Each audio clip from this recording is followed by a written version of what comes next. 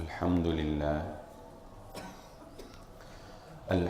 لله نحمده ونستعينه ونستغفره ونؤمن به ونتوكل عليه ونعوذ بالله من شرور أنفسنا ومن سيئات أعمالنا من يهده الله فلا مضل له ومن يضلل فلا هادي له وأشهد أن لا إله إلا الله وحده لا شريك له وأشهد أن محمدًا عبده ورسوله اللهم صل على محمد وعلى آل محمد كما صليت على إبراهيم وعلى آل إبراهيم إنك حميد مجيد اللهم بارك على محمد وعلى آل محمد كما باركت على إبراهيم وعلى آل إبراهيم إنك حميد مجيد رب اشرح لي صدري ويسر لي أمري واحلل عقدة من لساني يفقهوا قولي سبحانك لا علم لنا إلا ما علمتنا إنك أنت العليم الحكيم أما بعد فإن خير الحديث كتاب الله وخير الهدي هدي محمد صلى الله عليه وسلم وشر الأمور محدثاتها وكل محدثة بدعة وكل بدعة ضلالة وكل ضلالة في النار فأعوذ بالله من الشيطان الرجيم بسم الله الرحمن الرحيم قال الله تعالى في القرآن المجيد وما خلقت الجن والانس الا ليعبدون قابل صد احترام حاضرین مجلس، محترم مکرم سامعین اکرام، ہر قسم کی تعریفات اس خالق مالک ارض و سماوات کے لیے اور لاکھوں کروڑوں درود و سلام آپ محمد مصطفیٰ صلی اللہ علیہ وآلہ وسلم کی ذات اقدس پر۔ ہم آج کی گفتگو میں اللہ رب العزت کے ایک قول کے بارے میں جاننے کی کوشش کریں گے کہ اللہ رب العزت نے قرآن مجید میں ہم انسانوں کو ایک بات سمجھائی ہے، کیا وہ بات ہم سمجھ پائے ہیں یا نہیں سمجھ پائے؟ اور وہ بات کیا ہے؟ ان اللہ لیس بظلام للعبید۔ اس کا معنی یہ ہے کہ اللہ رب العزت انسان کو یہ کہہ رہے ہیں کہ اللہ کبھی بھی اپنے بندوں پر ظلم نہیں کرتا، اللہ اپنے بندوں پر کبھی بھی ظلم نہیں کرتا۔ تو پھر یہ جو دنیا کے اندر نقصانات ہو رہے ہیں، جو ظلم ہو رہے ہیں، اور جو دنیا کے اندر اور ہماری پرسنل لائف کے اندر جو بے سکونی ہے، پھر اس کا سبب ظاہر اللہ تو اپنے بندوں پر ظلم نہیں کرتا، پھر اس کا سبب کیا ہو سکتا ہے؟ اس کو بھی پھر اللہ رب العزت نے خود قرآن مجید میں بیان کر دیا کہ ظہر الفساد فی البر والبحر، سمندروں میں اور خشکیوں میں جو فسادات برپا ہو رہے ہیں یہ انسانوں کے اپنے ہی اعمال کا نتیجہ ہے۔ انسان خود اپنے اوپر ظلم کرتا ہے، اللہ رب العزت انسان کے اوپر ظلم نہیں کرتے ہیں۔ آج کی اس گفتگو میں اپنے معاشرے کو مد نظر رکھتے ہوئے، کیونکہ بات اگر معاشرے کے حساب سے انسان سمجھ لے تو وہ اصلاح کرنے میں جلدی کرتا ہے اور اس کی اصلاح کے مواقع جلدی اس تک پہنچ جاتے ہیں کہ اگر ان باتوں سے بات کو سمجھا جائے جو اس کے گرد و نواح میں اور اس کے حالات میں اس کو پیش آ رہے ہیں۔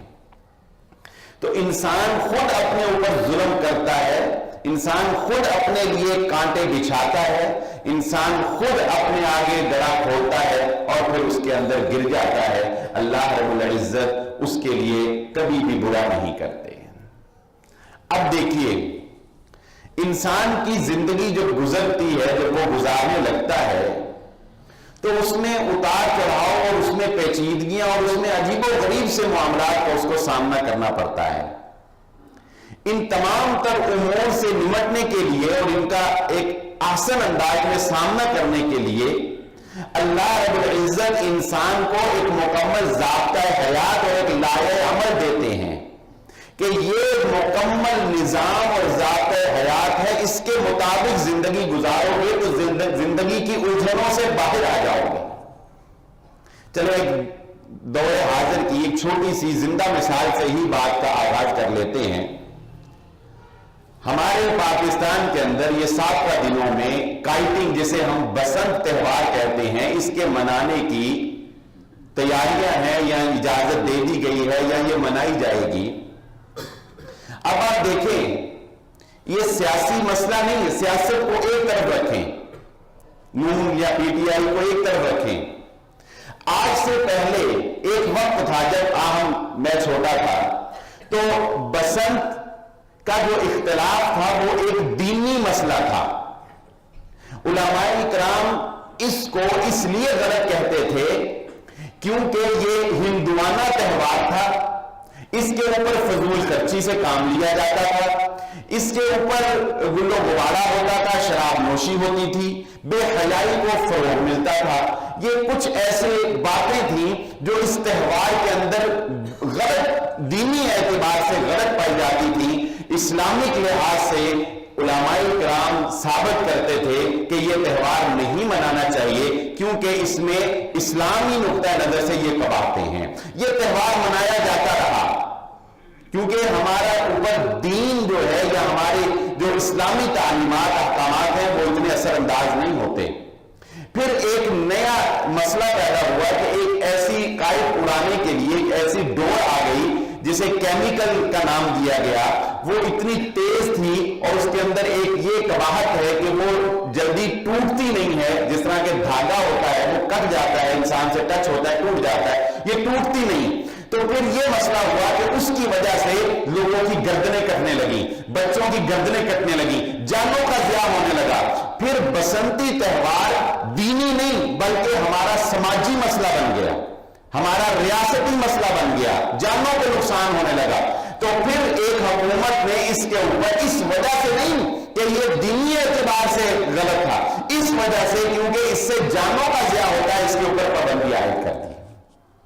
اب آپ دیکھیں، اسلام یہ تلقین کرتا ہے، جس کو اکثر آپ نے بڑے آج کل اخباری ذریعے بھی آتے ہیں نا، فیس بک پہ بھی، واٹس ایپ پہ آپ نے پڑھا ہوگا، مسلمان وہ ہوتا ہے جو دوسرے مسلمان کے درد اور دکھ کو اپنے اندر محسوس کر سکتا ہے۔ وہ کسی کو نقصان نہیں پہنچاتا، وہ کسی کا نقصان نہیں کرتا، وہ خیر خواہی کرتا ہے۔ وہ خریدنے والا ہے یا بیچنے والا ہے، وہ لینے والا ہے یا دینے والا ہے، وہ لڑکے والا ہے یا لڑکی والا ہے، وہ دونوں کے درمیان ایک کمیشن ایجنٹ کا کام کر رہا ہے، الغرض کہ وہ کوئی بھی ہے، چاہے وہ ایک فوجی ہے یا وہ ایک ملازم ہے، چاہے وہ ایک جھاڑو دینے والا ہی کیوں نہیں ہے، اگر اس کے اندر جذبہ ایمانی بیدار ہے اور وہ مسلمان ہے تو رسول اللہ صلی اللہ علیہ وآلہ وسلم کی تعلیمات کے مطابق وہ مسلمان کسی دوسرے کی تکلیف کو اپنی تکلیف محسوس کرتا ہے، کسی دوسرے کو نقصان پہنچانا اس کو گوارا نہیں ہے۔ جس طرح ہم لوگ کسی دوسری کی موت سے یہ سمجھتے ہیں کہ یہ اسی کو آئی ہے، مجھے نہیں آنے والی، اور اپنی زندگی کو نہیں بدلتے، اسی طرح آپ کا کیا خیال ہے کہ اگر آج ہم بحیثیت قوم یہ تہوار منانے جا رہے ہیں تو جن کے بچے اس ڈور سے کٹے ہوئے ہوں گے، جن کی گردنوں پر یہ ڈور پھری ہوئی ہوگی اور جن کے راتوں کی نیندیں جو ہے وہ خراب ہو گئی ہوں گی، جن ماؤں کے جو ہے وہ بچے پھول جیسے بچے بچھڑے ہوں گے ان سے، ذرا آپ ان کے درد اور تکلیف کو محسوس کر سکتے ہیں کہ کیا تکلیف محسوس کی ہوگی انہوں نے۔ پھر اگر خدا نہ خواستہ اللہ نہ کرے دوبارہ یہ تہوار منایا جاتا ہے اور پھر دوبارہ یہ جانی نقصان ہوتے ہیں تو بتائیں ہم کیا سمجھتے ہیں کہ وہ ہمارا بچہ نہیں ہے، ہمارے بچے کی گردن پر یہ پھر نہیں سکتی ہے؟ تو ہم خود، آپ اندازہ لگائیں اس ایک فیصلے سے، آپ بتائیں ہم خود اپنے اوپر ظلم کر رہے ہیں یا وہ کٹنے والے بچوں کے جو سر ہیں گردنیں ہیں، یہ اللہ کی جانب سے ہمارے اوپر کوئی زیادتی اور ظلم ہے. ہم نے خود اپنے اوپر ظلم کیا، ہم نے خود اپنا نقصان کیا، ہم نے خود یہ فیصلے لیے اور ہم اس کو انٹرٹین کر رہے ہیں، ہم اس کو سیلیبریٹ کر رہے ہیں، ہم اس کو منا رہے ہیں، جبکہ ہم خود اپنا نقصان کرتے ہیں. یہ تو ایک چلتے چلتے ایک مثال دور حاضر سے جو کہ ابھی ایک واقعہ پیش آیا تو میں نے آپ کے سامنے رکھ دی، لیکن اس مثال سے اگر آپ اپنی زندگی کا مشاہدہ کریں گے تو آپ کو اندازہ ہوگا کہ واقعہ میں تو خود اپنے پاؤں پر خود کلہاڑیاں مارتا رہا ہوں. اکثر لوگ اور والدین بالخصوص اولاد کی نافرمانی کا شکوہ کرتے ہیں. پچھلا جمعہ میں نے والدین کے ادب و احترام پر پڑھایا، بہت سے نوجوانوں نے مجھے میسیجز کیے کہ آپ نے والدین کا تو پڑھا دیا، والدین کو بھی بتائیں کہ اولاد کے ساتھ کیسے پیش آنا ہے. تو اگر میں اس پہ تھوڑی سی روشنی ڈالتا چلا جاؤں، بہت سے والدین یہ سمجھتے ہیں کہ اولاد جو ہے وہ نافرمان نکل آئی، اولاد کو ان کا فرما بردار ہونا چاہیے. لیکن آپ جانتے ہیں ہمارے اندر ایک عجیب عادت پائی جاتی ہے، ہمارے اندر ایک عجیب عادت پائی جاتی ہے. وہ کیا عادت ہے؟ وہ عادت ہے چشم پوشی کی. چشم پوشی کرنا. محمد رسول اللہ صلی اللہ علیہ وآلہ وسلم نے کبھی بھی غلط کام سے چشم پوشی نہیں کی تھی. یہ دین کا ایک خاصہ ہے. چشم پوشی کرنا یہ اچھی بات نہیں ہے، یہ بری بات ہے. کیسے؟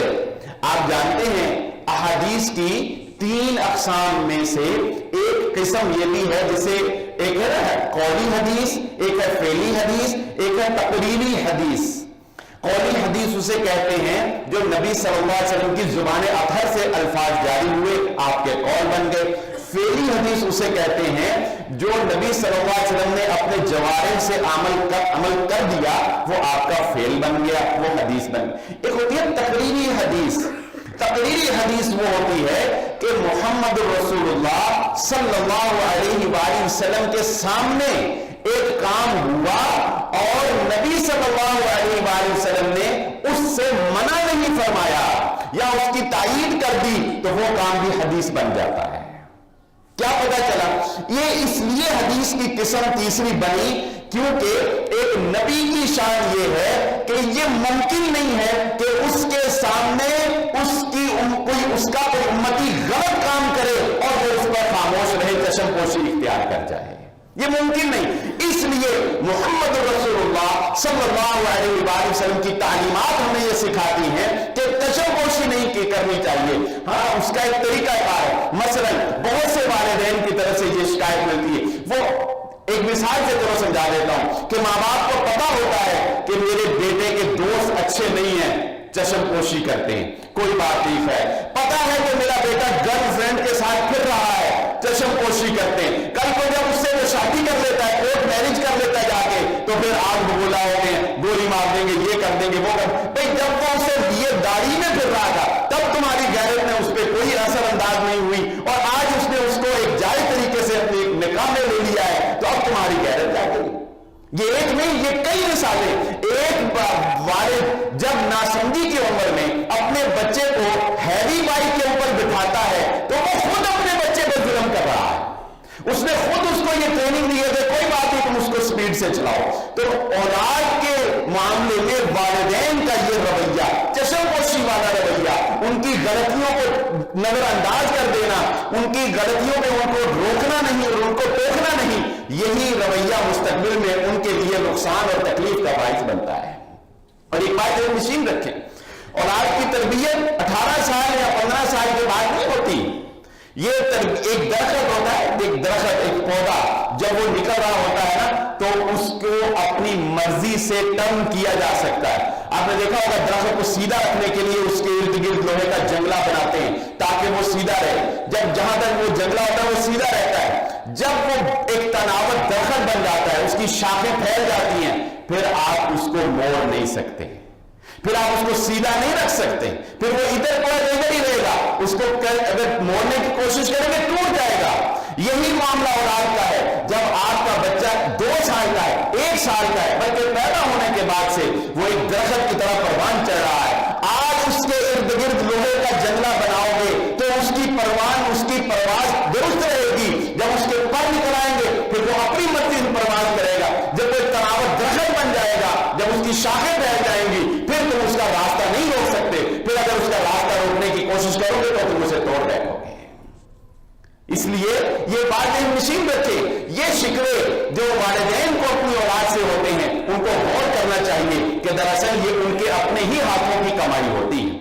آپ یہ بات نقطہ بھی جانتے ہوں گے کہ رسول اللہ صلی اللہ علیہ وآلہ وسلم نے فرمایا اذا مات العبد انقطع عمله، جب انسان مر جاتا ہے اس کے عمل منقطع ہو جاتے ہیں سوائے تین چیزوں کے، ان میں سے ایک علم نافع، دین کا علم، نمبر 2 صدقہ جاریہ، اور نمبر 3 الولد الصالح، نیک اولاد۔ نیک اولاد مرنے کے بعد بھی انسان کے لیے فائدہ مند کیوں ہے؟ اس لیے کہ دراصل وہ اولاد جو نیکیاں کر رہی ہے وہ والدین کی سکھائی ہوئی تربیت ہے، باپ کی سکھائی ہوئی تربیت ہے، ماں کا سکھایا ہوا طریقہ ہے۔ سو مرنے کے بعد بھی اللہ رب العزت آپ کی محنت کا پھل آپ کو دے رہے ہیں۔ لیکن اگر اپنے اولاد کو نوحہ کرنا سکھایا، آپ نے سنا اللہ کے نبی صلی اللہ علیہ وسلم نے فرمایا، حضرت عمر بن خطاب رضی اللہ تعالیٰ عنہ کی حدیث ہے کہ انسان بہت سے رونے ایسے ہیں کہ انسان کو مرنے کے بعد بھی اس رونے کی وجہ سے عذاب ہوتا ہے۔ ان المیت یعذب ببعض بکاء اہلہ، کیوں ہوتا ہے؟ اس کی تفسیر میں محدثین نے یہی بات لکھی کہ اگر وہ خود اپنی زندگی میں نوحہ کرتا تھا اور اپنی اولاد کو نوحہ کرنا سکھایا، مرنے کے بعد اس کی اولاد نوحہ کرے گی، اس کو سزا ملے گی، اس کو گناہ ہوگا، اس کو عذاب ہوگا۔ کیوں ہوگا؟ اور یہ اپنی کمائی تھی، یہ کوئی اور اس پہ ظلم نہیں کر رہا، یہ اس نے خود اپنے اوپر ظلم کیا ہے، اپنی اولاد کو خود یہ چیزیں سکھائی تھی اور آج اس کو اس کا سامنا کرنا پڑ رہا ہے۔ تو ہم لوگ اپنی زندگی کا ایک ایک لمحے کا ایک ایک پل کا مشاہدہ کریں تو ہمیں اندازہ ہوگا کہ دراصل ہمارے اپنے ہی غلط فیصلے ہوتے ہیں، ہماری غلط تربیت ہوتی ہے، ہمارے غلط انداز ہوتے ہیں، جس کی وجہ سے ہمیں مستقبل میں مسائل کا سامنا کرنا پڑتا ہے۔ اور جب مسائل کا سامنا کرنا پڑتا ہے پھر ہم اللہ رب العزت کے سامنے ہاتھ اٹھا کر کہتے ہیں یا اللہ تو مجھے اس میں سے نکال دے، وہ تو بڑا رحمان ہے، وہ پھر بھی تمہاری زیادتیوں اور تمہاری کمیوں کے باوجود وہ تمہارے اوپر رحمت کر دیتا ہے، وہ پھر بھی رحمت نازل فرماتا ہے۔ اور وہ مجبور شعر آپ نے سنا ہوگا، خدا نے کبھی اس قوم کی حالت نہیں بدلی نہ وہ جسے آپ اپنی حالت کے بدلنے کا خیال۔ انسان کے اندر جب تک یہ جذبہ پیدا نہ ہو کہ اس نے اپنی اصلاح کرنی ہے یا اس نے صحیح راستے کو اختیار کرنا ہے، کبھی بھی دوسرے آ کر اس کی اصلاح جو ہے وہ نہیں کر سکتے۔ یہی طریقہ ہمیں محمد رسول اللہ صلی اللہ علیہ وآلہ وسلم نے سکھایا کہ آپ صلی اللہ علیہ وآلہ وسلم نے سب سے پہلے اگر کسی بھی کوئی بھی مثال پیش کی ہے تو اللہ کے نبی صلی اللہ علیہ وآلہ وسلم نے سب سے پہلے اس کے لیے اپنے آپ کو سامنے پیش کیا ہے، اپنی زندگی اپنے کردار کو نمونے کے طور پر پیش کیا ہے۔ لقد کان لکم فی رسول اللہ اسوۃ حسنہ۔ ایک باپ اگر اپنے بچے کو یہ کہے کہ بیٹا جھوٹ نہیں بولنا اور باپ خود بیٹے کے سامنے جھوٹ بولے تو یہ اس کی بے وقوفی ہے کہ وہ یہ سمجھے کہ اس کا بیٹا کبھی اس سے جھوٹ نہیں بولے گا۔ ایک باپ اپنے بیٹے کے سامنے سگریٹ پیے تو یہ اس کی بے وقوفی ہے کہ وہ یہ سمجھے کہ اس کا بیٹا کبھی نشہ نہیں کرے گا۔ ایک باپ اپنے بچے کے سامنے آذان کی آواز سن کے گھر میں بیٹھا رہے تو یہ اس کی نادانی ہے کہ وہ یہ سمجھے کہ اس کا بیٹا نمازی بن جائے گا، اللہ کہ اللہ رب العزت کی رحمت ہو اور اس کو کوئی ہدایت مل جائے۔ تو اسی طرح آپ نے دیکھا ایک بچہ چھوٹا سا ہوتا ہے، نہ ماں اس کو کہتی ہے نہ باپ اس کو سمجھاتا ہے، لیکن وہ اپنی ماں کو نماز پڑھتا دیکھتا ہے، وہ اپنے باپ کو مسجد میں جاتا دیکھتا ہے۔ تو ایک دن آپ باپ نہیں کہتا لیکن ایک دن وہ بچہ خود ہی جائے نماز پکڑتا ہے، بچھاتا ہے، رخ کا بھی نہیں پتا ہوتا اس کے اوپر وہ جیسے تیسے بکھرا ہو کے نماز پڑھنا شروع کر دیتا ہے۔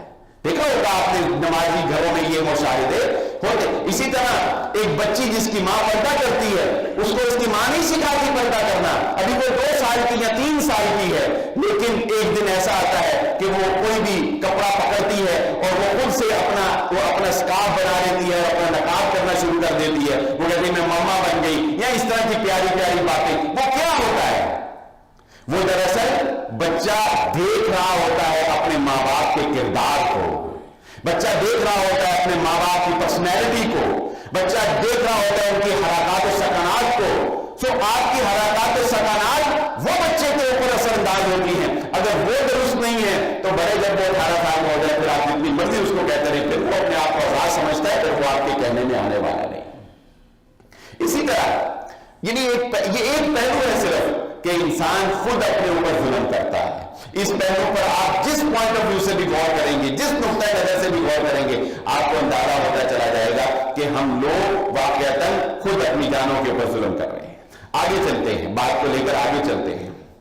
ہمیں یہ بھی شکوہ ہے, ہمیں یہ بھی شکایت ہے کہ ہمارے گھروں کے اندر بے سکونی ہے, ہمارے گھروں میں لڑائیاں ہیں. اب آپ بتائیں, کیا گھروں میں ناچ گانا کسی اور نے لا کر داخل کیا ہے؟ یہ ہمارے گھروں کے اوپر LCD کے اور LED کے اوپر جو ناچ گانے چل رہے ہیں, یہ باہر سے کسی نے انسٹالیشن کروائی ہے یا آپ نے خود پیسے دے کر انسٹالیشن کروائی ہے؟ آپ نے خود پیسے خرچے ہیں. اس کے دو نقصان ہوئے. نمبر 1, آپ کے نامہ اعمال میں گناہوں کی ایک لمبی فہرست درتی گئی, گناہوں کی ایک لمبی تحریر ہوتی گئی. ان گناہوں کے اپنے اثرات ہیں نحوست کے جو آپ کی زندگی پر پڑتے گئے. اور نمبر 2, ان ڈراموں اور ان فلموں کو دیکھ کر آپ کی آنے والی نسل جو ہے وہ تباہ ہوتی گئی. آپ بیماریوں کا شکار ہیں, آپ بیماریوں کا شکار ہیں. آپ کو یہ بیماری, آپ کو وہ بیماری ہے. کیا رات کو آپ کو کسی نے مجبور کیا ہے کہ آپ 12 بجے سوئیں, آپ 2 بجے سوئیں؟ آپ کیوں نہیں فجر کی اذان سے پہلے اٹھتے؟ کیوں نہیں فجر کے وقت اٹھ کر اپنے دن کا آغاز کرتے؟ فجر کا وہ وقت جس میں امت محمدیہ صلی اللہ علیہ وآلہ وسلم کے لیے برکت رکھی ہوئی ہے, آپ کیوں نہیں اپنے دن کا آغاز اس سے کرتے؟ یہ وہ نحوستیں ہیں جو آپ نے خود اپنے لیے پالی ہیں. یہ بیماریاں تو خود آپ نے اپنے اوپر مسلط کر رکھی ہیں. پھر آپ کھانے میں محمد رسول اللہ صلی اللہ علیہ وآلہ وسلم کا طریقہ کیوں نہیں استعمال کرتے؟ بھوک رکھ کے کیوں نہیں کھاتے؟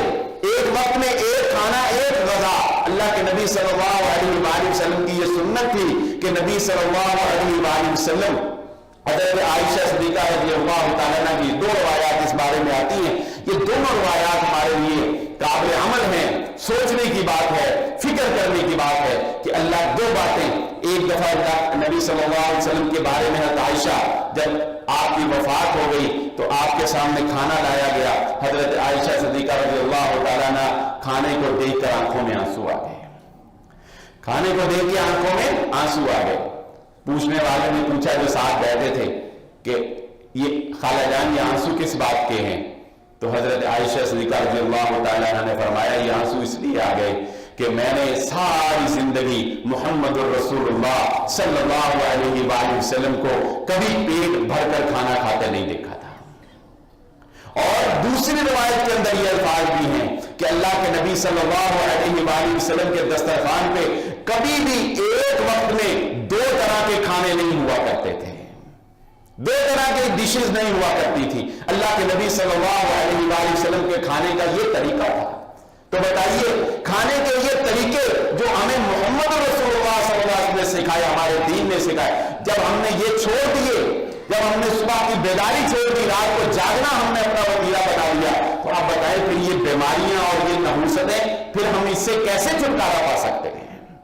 جو محمد رسول اللہ صلی اللہ علیہ وآلہ وسلم نے فرمایا, مغرب کا وقت وہ وقت ہے جب مغرب کا وقت, جب سورج غروب ہو رہا ہوتا ہے, ڈھل رہا ہوتا ہے, تو شیاطین جو ہے وہ ٹھہر جاتے ہیں. یہ وہ وقت ہے, اس وقت اپنے بچوں کو, جو چھوٹے بچے ہیں, ان کو گھر سے باہر نہیں بھیجنا چاہیے. آپ بتائیں ہم کیا اس کے اوپر عمل کرتے ہیں؟ نہیں کرتے نا. تو ایک ایک نقطہ اور ایک ایک پوائنٹ پر جب آپ غور کریں گے تو آپ کو نظر آئے گا کہ واقعی یار بات تو سچ ہے. محمد الرسول اللہ صلی اللہ علیہ وسلم دنیا میں اس لیے آئے تھے تاکہ انسانوں کو انسانیت کی مشکلات سے نکال کر انسانیت کی بھلائی اور انسانیت کی خیر خواہی کی طرف چلے گئے. میں آپ کو دین کا ایک سادہ مزاج دکھاؤں کہ ہمارا دین کتنا سادہ ہے اور کتنا پرفیکٹ, کتنا اچھا ہے.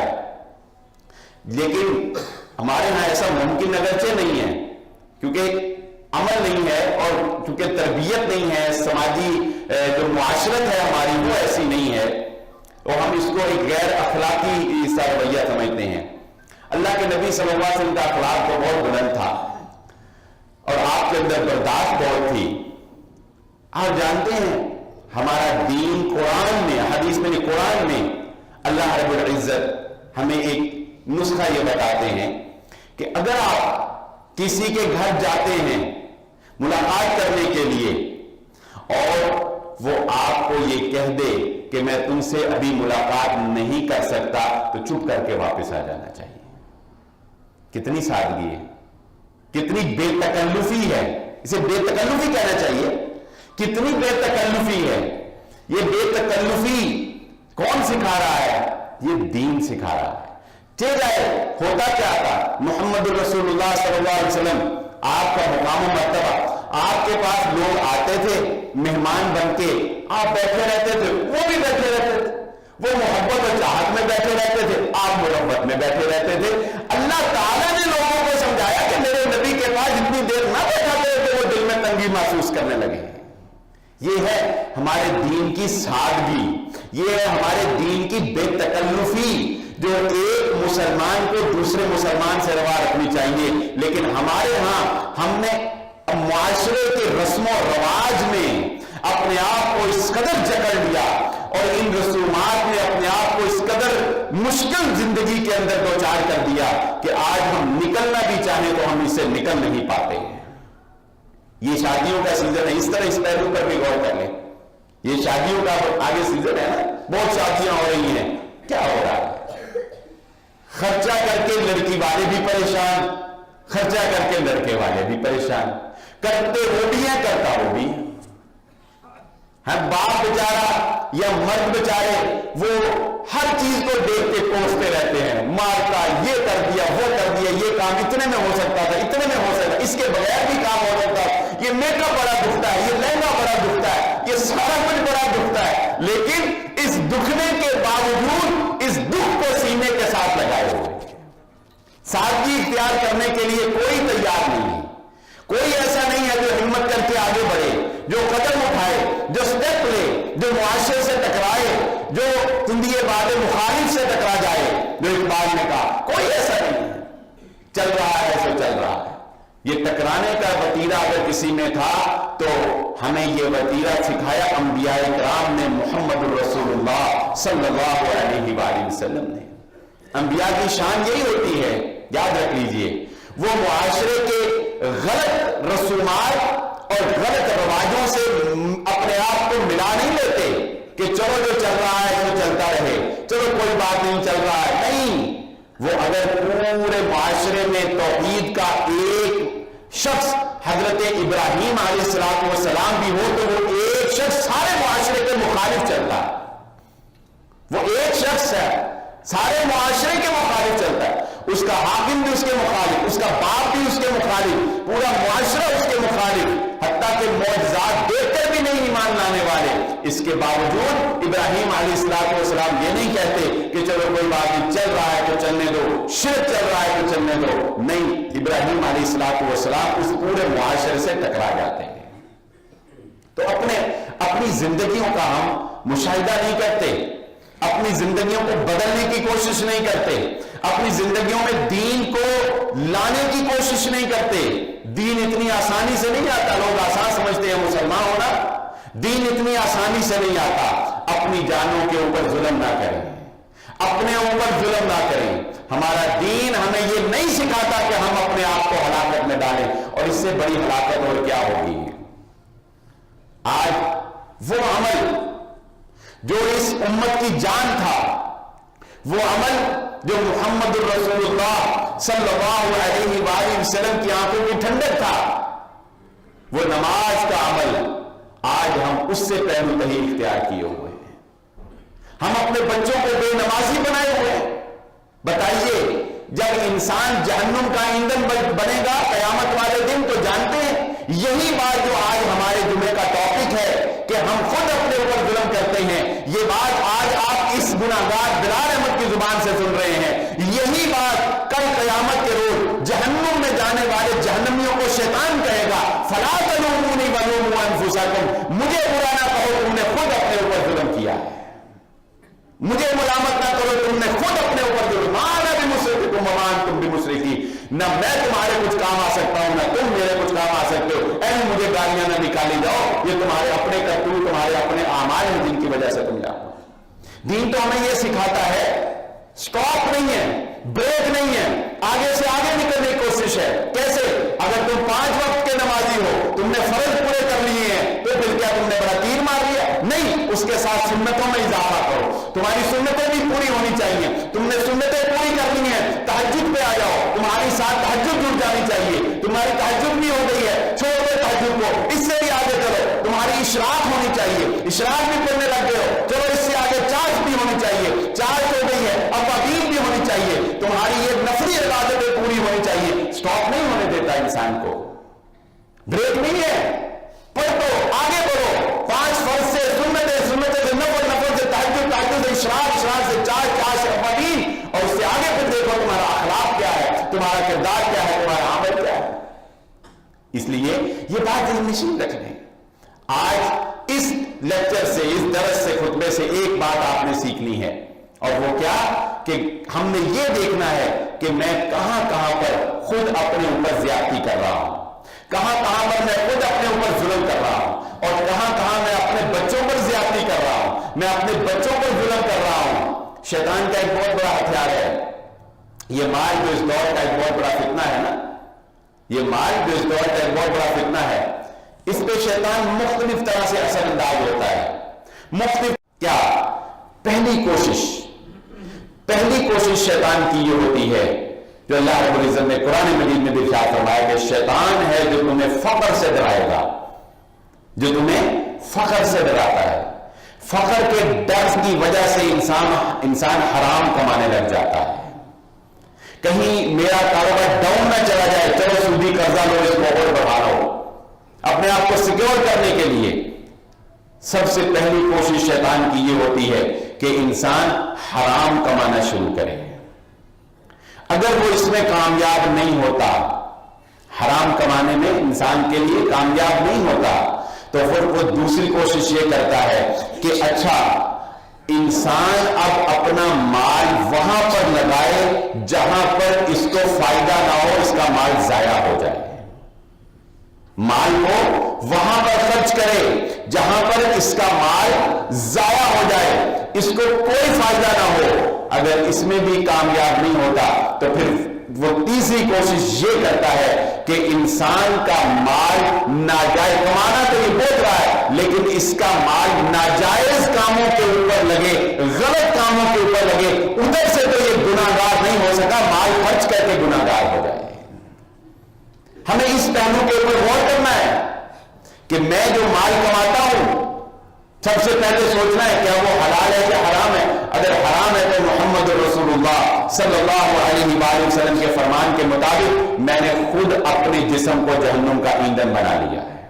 آپ صلی اللہ علیہ وسلم نے فرمایا وہ جسم جو حرام مال سے پکتا ہے وہ لائق ہے کہ وہ جہنم کا ایندھن بنے. نہیں, میں نے اپنے اوپر خود ظلم کر لیا ہے. اگر نہیں تو آگے چل کے دیکھیے ہمارے معاشرے کے اندر ایک یہ بہت بڑی قباحت ہے جس کی طرف میں توجہ دلانا چاہتا ہوں کہ جن کو اللہ رب العزت نے مال سے نوازا ہے وہ مال کو ایسی جگہ پر خرچ کر رہے ہیں جہاں پر نہ دنیا کا فائدہ ہے نہ آخرت کا فائدہ ہے. مال کو ایسے کاموں میں ضائع کر رہے ہیں جہاں نہ دنیا کا فائدہ نہ آخرت کا. اور تیسری قسم ان لوگوں کی ہے جن کو اللہ نے اس نعمت سے نوازا ہے اور وہ مال کے ذریعے سے ناجائز کام کر رہے ہیں, ناجائز جگہوں کے اوپر اور ناجائز کاموں کے اوپر لگا رہے ہیں. یہ ظلم ہے جو آپ اپنی جانوں پہ کر رہے ہیں. یہ ظلم ہے جو آپ اللہ رب العزت کی نعمتوں کی ناقدری کر کے کر رہے ہیں. اور جو ناقدرے ہوا کرتے ہیں اللہ رب العزت کے ہاں بھی پھر ان کی کوئی قدر نہیں ہوا کرتی ہے. جو اللہ کی نعمتوں کی ناقدری کرتے ہیں اللہ رب العزت کے ہاں ان کی کیا قدر ہوا کرتی ہے. تو اس لیے وہ لوگ جو ایسے کاموں کے اوپر اپنا مال ضائع کرتے ہیں جن کا فائدہ, بڑا اچھا مقولہ ہمارے ذریعے میرے نظر سے گزرا.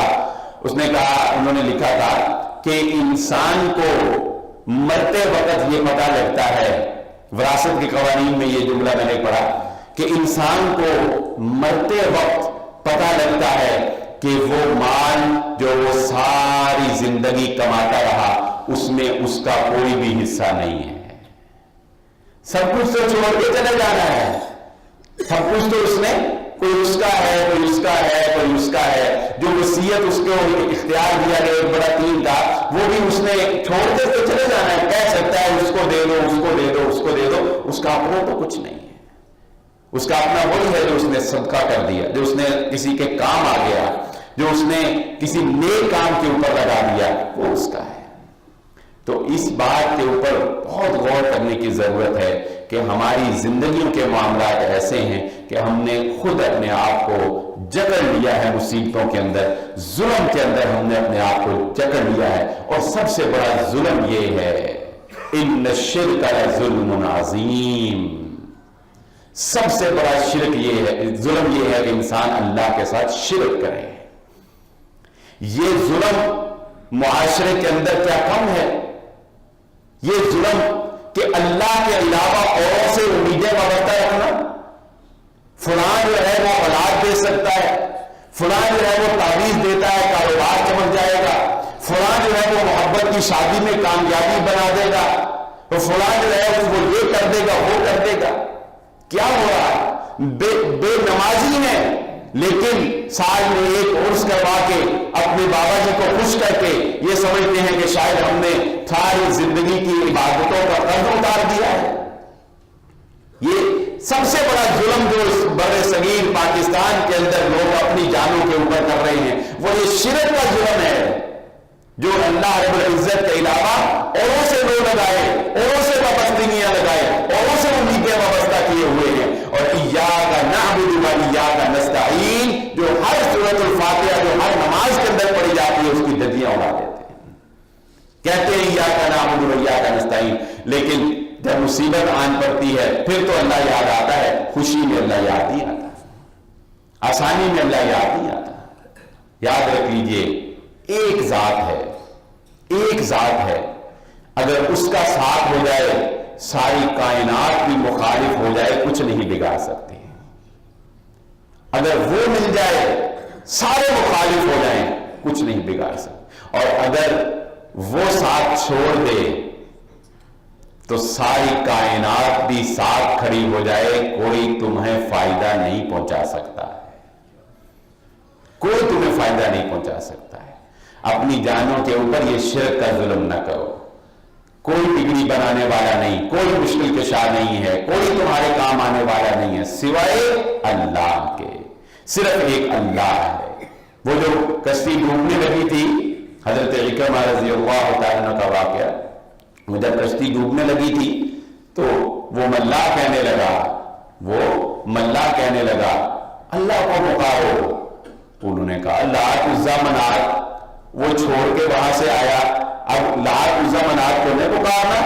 کہنے لگے یہاں پر نہیں کام آتے لات عزا منات، یہاں پر صرف اللہ کام آتا ہے، یہاں پر صرف اللہ کام آتا ہے. وہ ایک بڑھیا چرخہ بن رہی تھی، وہ پہلے دھاگا بناتے ہیں چرخہ بنتے تھے، تو چرخہ بن رہی تھی تو اس سے ایک بچے نے سوال کیا کہ ماما یہ بتائیں کہ کیا یہ ساری کائنات جو نظام چل رہا ہے، جو سورج چاند ستارے، کیا ان کو چلانے والا کوئی ہے؟ کیا اس کو چلانے والا کوئی ہے؟ کہاں ہے؟ کیسے ہے؟ کیسے یہ خود بخود چل رہا ہے؟ تو چرخہ بنتی ہوئی بڑھیا نے چرخہ جو ہے وہ چلا رہی تھی تو اس نے اسی وقت چھوڑ دیا. تو اس نے کہا بیٹا بتاؤ یہ اب چرخہ چل رہا ہے کہ نہیں؟ اس نے کہا جی نہیں یہ تو رک گیا. اس نے پھر ہلکا سے چلایا، اس نے کہا چل رہا ہے. اس نے کہا یہ کیسے چلتا ہے؟ اس نے کہا آپ چلاتی ہیں تو چلتا ہے، آپ چھوڑ دیتی ہیں تو رک جاتا ہے. تو اس نے کہا جب ایک چرخہ جو ہے وہ خود بخود نہیں چل سکتا تو یہ ساری کائنات کا نظام کیسے خود چل سکتا ہے؟ سمجھانے کا انداز ہے نا ماں کا. میں کہا یہ چرخہ میں چلاتی ہوں تو چلتا ہے، نہیں چلاتی تو رک جائے، یہ بھی خود چل سکتا. تو یہ سورج چاند ستارے، یہ کائنات کا نظام، یہ نظام چلانے والا کوئی پیر بابا کوئی نہیں ہے، کوئی قبر میں پڑا نہیں ہے. یہ نظام چلانے والی ذات صرف اور صرف اللہ کی ذات ہے. اس نے اس کو بنایا بھی ہے، اس کو چلا بھی رہا ہے، اور جو بنانا جانتا ہے وہ تباہ کرنا بھی جانتا ہے، جو بنانا جانتا ہے وہ بگاڑنا بھی جانتا ہے. وہ طاقتور کا ہاتھ ہے. آج کی گفتگو کا نقطہ لباس اور خلاصہ میں آپ کی گوش گزار کر دیتا ہوں. سب سے پہلی بات جو ہم نے آپ کے سامنے رکھی کہ اللہ رب العزت کبھی بھی اپنے بندوں پر ظلم نہیں کرتا. اللہ نے جو نظام بنایا ہے انسان کی زندگی کو جس پیراہے میں پرویا ہے وہ دنیا میں بھی پرسکون ہے اور آخرت میں بھی اس نے اپنے بندوں کے لیے جنت کا ٹھکانہ رکھا ہوا ہے. نمبر تین ہم نے آپ کے سامنے یہ بات رکھی کہ انسان خود اپنے لیے غلط فیصلے اور خود اپنے اوپر ظلم کرتا ہے تو اس کا نقصان ہوتا ہے. اس کے ضمن میں نے ایک تازہ مثال آپ کی بسنت فیسٹیول جو ہونے والا اس کے حساب سے رکھ دی کہ ہم نے خود اپنے لیے یہ سامان پیدا کیا اپنے بچوں کو بنوانے کا, تو شکوہ کیسا. پھر اس سے آگے آپ کے سامنے یہ بات رکھی کہ پچھلا جمعہ والدین پہ تھا تو تھوڑا سا اس جانے کی توجہ دلانا ضروری تھی کہ وہ والدین جو اپنے اولاد کی نافرمانی کا شکوہ کرتے ہیں وہ اپنے ذرا گریبان میں جھانک کر دیکھیں کہ انہوں نے بچپن سے لے کر آج تک اپنی اولاد کی تربیت کیسے کی ہے. اس تربیت اولاد میں نے ایک بات بڑی پوائنٹ کی آپ کے سامنے رکھی کہ اولاد کی حرکات سے چشم پوشی اختیار کرنا والدین کے لیے درست نہیں ہے. ہمارے نبی صلی اللہ علیہ وسلم نے کبھی بھی امتی کی کسی غلط بات پہ چشم پوشی نہیں کی ہے. تو چشم پوشی نہیں کرنی بلکہ ان کی غلطیوں کو ان کو ریئلائز کروانا ہے اور ان کو انڈیکیٹ کرنا ہے اور اس کی اصلاح کرنی ہے ایک اچھے پراپر طریقے سے.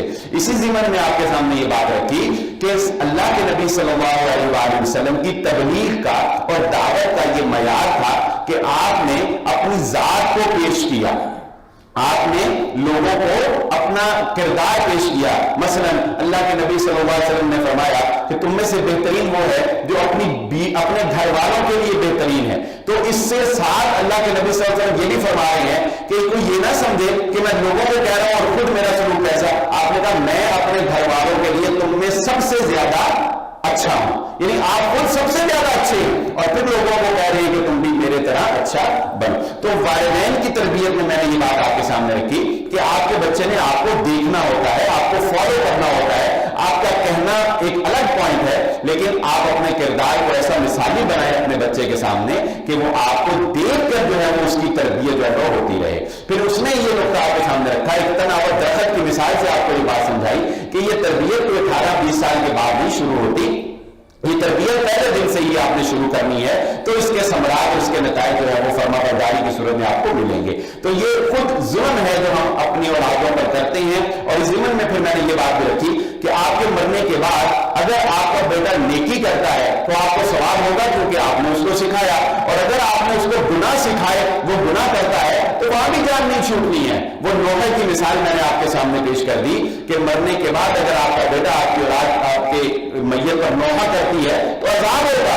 کیوں؟ اس کو سکھایا تھا, اس کو کرتے دکھایا تھا, تو وہاں پہ بھی پکڑے جاؤ گے. تو یہ تربیت اولاد کے حوالے سے آپ کے سامنے بات رکھی. پھر اسی طرح معاشرے کے حالات میں ہم نے یہ بات بھی دیکھی کہ آج کل ہم بیماریوں کا بہت شکار ہیں, حادثات کا بہت شکار ہیں. تو میں نے آپ کے سامنے یہ بات رکھی کہ ہم اپنی روٹین کو دیکھیں, اپنے کھانے دیکھیں, اپنے پینے دیکھیں, اپنے سونے دیکھیں, اپنے جاگنے دیکھیں, تو بیماریاں کیوں نہ.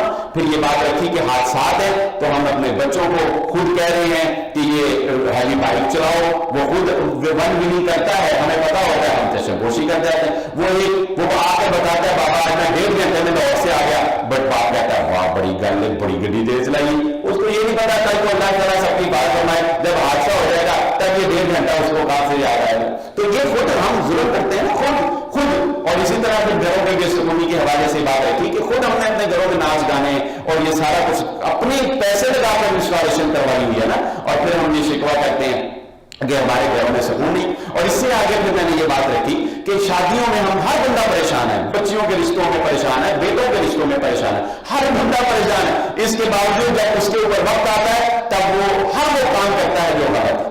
وہ پیسے بھی خرچ کرتا ہے, غلط راستے پر خرچ کرتا ہے, پریشان بھی ہوتا ہے, اپنے سینے پہ بھار بھی برداشت کرتا ہے, معاشرے سے ٹکراتا نہیں ہے. پھر آخر میں آپ کے سامنے یہ بات رکھی کہ ایک ظلم جو ہم اپنے اوپر یہ کر رہے ہیں کہ ہم شیطان کے 3 ہتھیاروں میں سے ایک ہتھیار کا شکار بن جاتے ہیں. یا ہم رزق حرام کما رہے ہوتے ہیں, اگر حلال کما رہے ہوتے ہیں تو اسے اچھی جگہ پر خرچ نہیں کر رہے ہوتے, اور تیسرا کہ اسے ناجائز کاموں کے اوپر خرچ کر رہے ہوتے ہیں.